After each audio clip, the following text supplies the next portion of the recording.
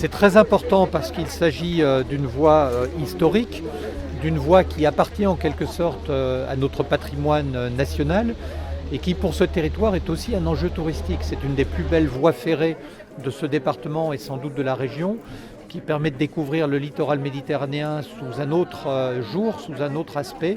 Et c'est aussi pour cela qu'il était important de pouvoir la préserver, de permettre aux convois qui l'empruntent de circuler à une vitesse normale et de pouvoir en quelque sorte à la fois améliorer le service public et être fidèle à la mémoire de tous ceux qui ont travaillé au début du XXe siècle sur la réalisation de ces travaux.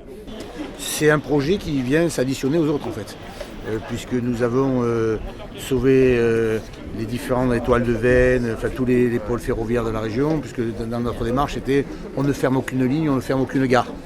Donc il a fallu engager des travaux conséquents, hein. C'est quand même 700 millions de travaux qui ont été engagés pour justement rénover la totalité de notre dispositif ferroviaire.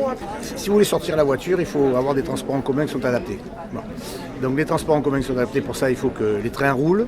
Et quand nous sommes arrivés, ils étaient à peu près à 80% à l'heure, ils sont à 92% aujourd'hui. Après il ne faut pas qu'ils soient annulés. Il y en avait 12% d'annulés, maintenant il y en avait 12% d'annulés, maintenant il n'y a plus que 2%. Il y avait beaucoup de fraudes, parce que quand il y a les fraudes, il y a des incivilités qui vont avec. On était à peu près à 18%, on était à peu près entre 10 et 12%. On roule à l'heure, on arrive à l'heure, on part à l'heure, les trains ne sont pas annulés et on est toute sécurité à bord. Donc voilà, c'est quand même une grande satisfaction. Oui.